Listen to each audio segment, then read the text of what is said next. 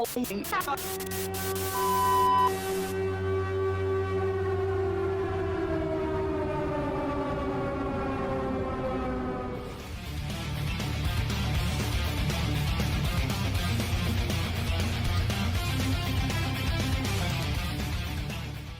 going on? It's Ian and Victoria here with RadioActive Official Podcast. And today I am just so ecstatic because I am joined by two really good guys, one of which has been a really dear friend of mine for, God, how long has it been, Frank? Like It's been, 7 years? I think so. Yeah. Yeah, And actually, 7 years. I've known Marcus for about 3 because I met you back, or no, maybe 2. Whenever Frank's bachelor party was, that's when we met. That was it was in September of 2023, maybe. Yeah. So I it's think been so. 2 years now. That weekend's a bit of a haze. Well, thank you guys very much for having us on the podcast. It's awesome. We've been trying to plan it out for a long time, and it's really cool that it's finally, happening. Yeah. Oh yeah, it's been a while, man. I'll never forget hearing Black Star for the very first time, and my jaw just hit the floor. Seeing the music video, seeing Frank just scream, hearing Marcus sing. I mean, it was just remarkable. Thanks, man. Thank you very Through. much. Marcus, Frank, tell us a little bit about the production process and just getting everything put together for A, the songwriting process, and B, the music video for Black Star. What all went into that? Oh man, that's a loaded question. You know what? So songwriting wise, when Frank and I were kind of working on putting together um, the album, I think Black Star was actually probably the last song that kind of came out. It was kind of like, well, we need a fast-paced song, It's like we need something that's kind of just gonna grab people's attention. So we got that rolling. And when it comes to production, Frank is essentially the master mixer. He does all the mixing and production on everything. I Super do my best. talented. He's very Thank you. good. He's gotten so much better, and I really think that Frank could be a professional mixer and master. Um, and then for the music video, really funny story. We were like, let's do it in the woods, let's do it in the woods. Now, unfortunately, it's a little bit hard to find a plot in the woods where you could set up drums and not, piss somebody off. So it happened that my dad's friend, he lives way out in the boonies in Illinois, and he said we could use his little spot. So we recorded the video, and then one of Frank's brother's friends, right, Lyle? Yeah. I've known Lyle too. But he's a little closer to my brother. Right. He did all the editing for our video and loved the way it turned out. Great job from him for sure. But That's yeah, I neat. actually, Marcus, going back to what you said, it's just interesting how we ended up putting that song out first when, yeah, it was like one of the last songs that, in terms of writing, came about. Um, it's interesting seeing Marcus's writing process too, how he just comes up with some little riffs and we just go on from there. He kind of came up with that on the spot while we were recording a different song. I can't remember what exactly we were working on at the time, but yeah, that main riff in Black Star came about when we were just working on some other stuff. And I guess don't you ever come up with something in your head, write it down. That's my advice. That's very true. I feel like a lot of really good riffs, they kind of just come about from just kind of fiddling around on the guitar, messing around and then you have to sit there and say, okay, that's a good riff. Like what part of the song is it going to be in? Um, does it have like what it takes to be the centerpiece of a song? And, realistically, you just have to throw it into um, a DAW, and just try it out. And that's kind of what happened with Black Star. We just, you know, I showed Frankie the riff. I was sitting in his apartment and I'm like, hey, look, what do you think about this? He's like, I like it. I like it. I took it Mhm. home, started working on it, and then the song kind of just flew out. There were a few parts of the song that took us a long time to work out, though. Specifically after the kind of breakdown section, I was like, Frankie, how are we going to get back to the last chorus? And then he came up with a really cool little piano part there that was a good, very good segue into the last chorus. Yeah, transitions are always, I think, our our worst enemy when it comes to the production. I Yeah. mean, we're no, this is all relatively speaking kind of new to us, so it's like when it comes to writing stuff, we're still learning things every day. I mean, even with me, so far how I've been mixing the songs, everything, I kind of had to teach a lot of things to myself, and yeah, I mean, you learn stuff every day, so it's just crazy to see that, to see like how everything evolves. Mhm. Absolutely. And do you guys find that when you're writing a song, does it usually start with a guitar riff or is there lyrics? Like what generally speaking do you start with? I would say it definitely depends. There's been times where I've had like a vocal melody in mind. And actually, funny enough, when you have a vocal melody, it's harder to put that into a song because then you have to write everything else around it. It's generally a lot easier to start with like a riff. Um, and then you can work a song out through that. So I would say most of the time we start with a riff. But there has been a few occasions where it's vocal melody or maybe like a little kind of like a sample or something like something we work out using a contact program. I think part of that too is mainly because we're both guitarists. So I think naturally it might be more easier for us to just start with the guitar. Marcus, what do you think about that? I would say so, yeah. I mean, I couldn't even imagine like having a drum beat in mind and then writing a song around that like that. That's probably how maybe someone who's a drummer first would write a song. But for me, that's like, I'm like, I don't even, it's always guitar and then the drums afterwards, you know. And that's actually right there. This conversation that we've kind of um, meandered into is perfect because I want to know, um, is it difficult for context for those of you who are unfamiliar watching? There was a very considerable transition or adjustment, if you will, for the band recently. Marcus actually moved from Chicago, Illinois, to Florida, if I'm not mistaken. That's And right. I want to know, with this transition that you have made as a group, do you find that it is more strenuous to get things put together, or is it just kind of a go with the flow situation? Tell us a little bit about that. I think a little bit, yeah. I think the worst parts about it is that I don't get to see my buddy as much as I'm used to. We used to meet up every week to I mean, we'd practice, we'd get some writing done, and it was very consistent. And yeah, but I mean, it makes it a little bit harder, but it's just another obstacle that we got to get over. I think, I mean, thank God for the internet, right? We can we can send each other anything that we need, any of the files. And that's kind of what we've been doing now is and getting the last bits of these songs done.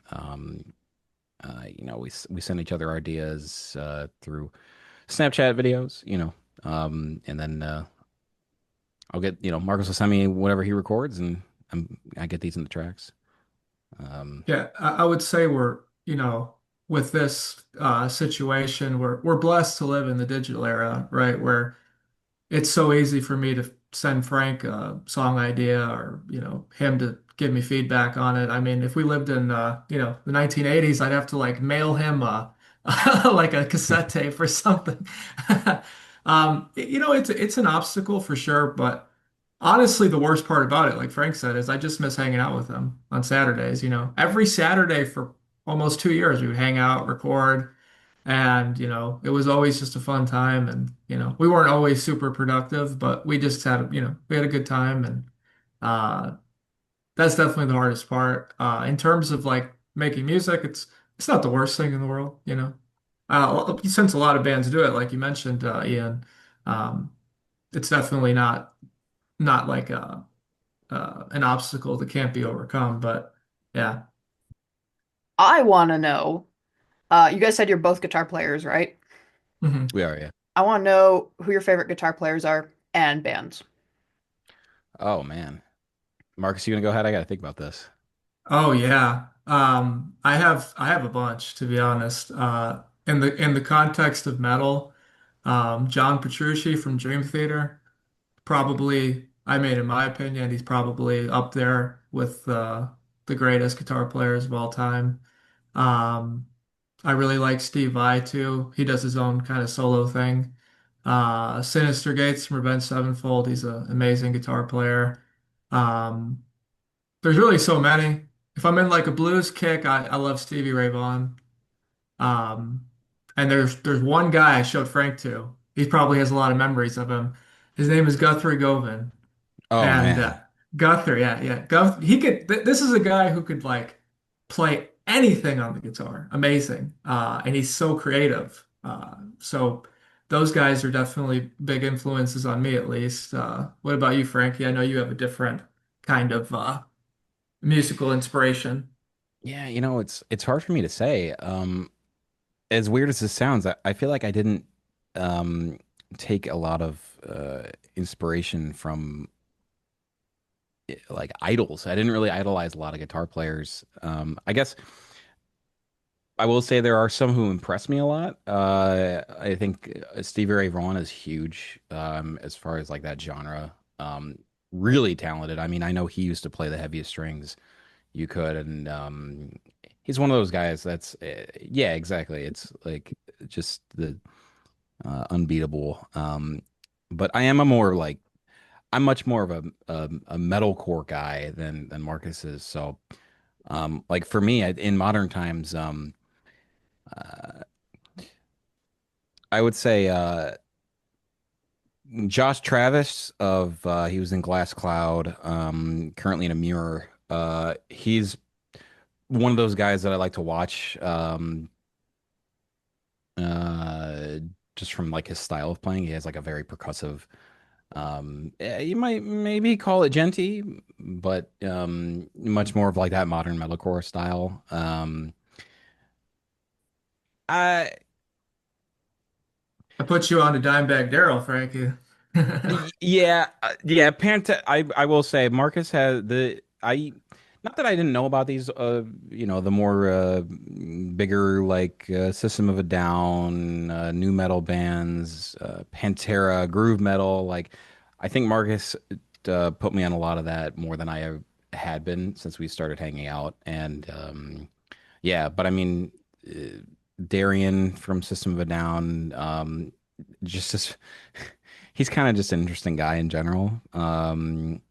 Yeah, but Pantera, Dimebag Darrell for sure. I was about to bring up Tim Henson. Not that I think he's like an inspiration for me, but it's interesting to watch him play. Um, I I think some people would maybe consider him to be a guy who like invented a new style of playing. Some people say it's overdone. Like Marcus, I think you've said that you don't really kind of care for that style of playing. I think it's interesting to watch, but I get how it kind of can get a little repetitive. I think he's amazing. I just think that the music's not necessarily for me. But hey, yeah, everyone, there's so much variability in music that, you know, like I think someone's the GOAT, someone else is the GOAT in Frankie's mind or in Ian's mind. It's all relative to your opinion. So If I'm want to take it back, uh, maybe I could say like I would love to meet Herman Lee from Dragon Force. He seems like such a wholesome guy, and I mean he's great at playing. I remember when I was young, everyone used to tell me they'd be like, "Oh, you remember, Dragon Force speeds up their music." And it's like, rather know it. Like that was like when we were kids. Like that's something people would say, but it's just interesting when you grow up and you realize like no, like these guys were really playing like that, and Mhm. he's a good guitar player. So this right here, we're hitting a lot of segues, guys. It's just really falling into place so splendidly. Um, and first of all, Stevie Ray Vaughan is pretty nostalgic for me personally because of my mother. My mother, whenever Stevie Ray Vaughan would come on the radio, she would just look at us all and go, "Shut the fuck up! I don't want to talk to anybody until this is done." So she just loves Stevie Ray Vaughan. So love that you guys brought him into the picture here. And then also Dream Theater, Marcus. Not a lot of people not a lot of people bring them up, I feel like they're so underrated, underappreciated. A Dream Theater, I don't really listen to them particularly, but my old coworker loved Dream Theater, and I find that from what I've heard, they are really really creative, and they take a catered approach to what they make. And with all of this in mind, Marcus, you also made a comment. I believe you said, "Thank God that we live in the age of digital something or other," right? Um, Now, with that in mind, I find that it is a blessing. Don't let me be misunderstood. It is very convenient, but I find too that it is also, in a way, kind of a curse. And this is leading up to the question that I have for the two of you. And Victoria, please, as a musician yourself, I want you to weigh in on this as well, because we live in a generation, especially within the last 2 to 3 years, where AI and ChatGPT have kind of overthrown digital marketing, and with that comes bands that are created from nothing, from just ChatGPT and AI. And I want to know, the three of you who are musicians, I'm curious to know, does this piss you off as people who actually genuinely create music from your mind and your body, that AI and ChatGPT can just conjure up a group or an icon of some kind? Does it get under your skin at all? Anybody? I wouldn't say I don't think it bothers me. Only based on the fact that like it's the natural progression of technology. I mean, if you have a system that can write music, someone's going to use it. It just makes it easier. And you look at so many performers across different categories, especially in pop. I mean, most pop artists don't even write their own songs, and they never have, right? They've always been using outside writers. There's a very few amount of pop stars who write their own music. So that's always been a thing, and now people are going to use AI. But in the metal scene, at least, these bands have always taken a lot of pride in writing their own music. And for humans to write music versus AI, you always are going to be able to tell the difference. One, because there's more emotion. It's not perfect. That's the thing about humans, right? We're not perfect. AI is going to just get to the point where everything is like this perfect, and it's just going to get old quickly. And in the age of AI, I would say, because you could see how amazing AI art is, right? Like it can make anything, and it can make it quicker and uh, objectively, more detailed than some artists can. But, it's from a robot, right? If I set up a robot on a piano and I have it play the hardest piano piece, that's cool, right? I mean, of course it can do that. It should be better than us. But if I set up a person on it who's been spending their whole life playing that piece, people just appreciate that more, right? Because it's like, I understand the hard work that it takes to get to that point. Whereas the AI, right? I mean, it's just, to me, it's boring and it's lazy if you're going to use it to write music. Yeah, I think right now too, the things I keep seeing are a lot of AI bands coming up on Spotify. Many accounts on Spotify that are coming up. Um, and I mean, if people want to listen to that, like, that's fine. I agree with Marcus, though. I think it's just kind of strange and boring. There's a thing in art that's like it's not the same as when you interact with music, the way you listen to it and get a feel for these people who are creating music. It's an entire aspect of it that's you just can't achieve with AI. And yeah, I don't would I wouldn't say it makes me angry. It's just again, I think it's just kind of weird, and I don't really think about it that much because it's not interesting to me. And I would have to agree. Same thing as like Marcus said with like the emotion. Like with AI, you're not getting that, you know, actual human emotion from it. It doesn't really like piss me off, but it's just kind of like Frank said, it's kind of just weird. I don't get it, but it's human music is never gonna go away because people like that emotion too much, right? Like it's a art for a reason, and it's like because you're expressing what you feel, and then it's connecting with others, right? AI doesn't do that, right? It's just like Marcus said, gets to the point, and that's it, kind of thing. So, yeah. Yeah, I would say that like I think it'll become prevalent, but I think it's one of those things that's going to kind of like fizzle out. Um, and you know, it's just going to be like a little trendy thing, and people are going to listen to it. But ultimately, um, in my mind, if you really are listening to a lot of AI music and you start to be a person who only listens to AI music, then you're kind of robbing people of their dreams, Because in my humble opinion, there's nothing that AI can do that a human can't do as well in terms of art. I mean, there's going to be things that AI can do a million times better than we can.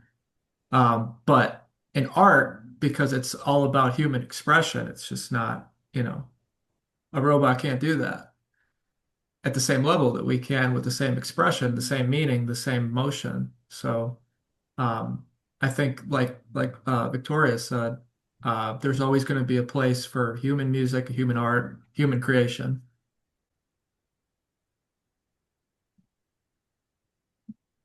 Love it. Love it. So, I just want to know, like, what do you guys have coming up in the next couple months, and what are your plans for the rest of the year here?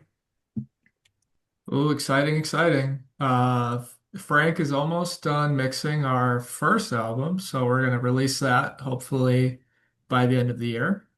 And then we actually have a second album written too. And so we are gonna actually enlist a professional mixer to just get that done quickly.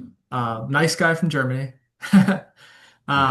So he's gonna mix that up, and then we're gonna, try to get that stuff out there. And our big goal for sure is to build a social media following the best that we can. Um, we actually had a meeting with a guy not too long ago. He used to be the manager of what was the band called, Frankie? Crossfade. Crossfade, yeah. And he was gave us a ton of great advice. And the one thing he told us that I was surprised about, he was like, "Don't waste your time playing like local small shows because that's not the way to get out there these days." He's like, "Back in the day, yeah, of course, but you guys need to build social media." So that's what our main goal. We want to get as many followers as we can, get our music out there as much as we can. And then when that all comes together, we will move forward as the opportunities arise, hopefully. Hopefully. Yeah, I think it's kind of weird to say, but I think that maybe some people would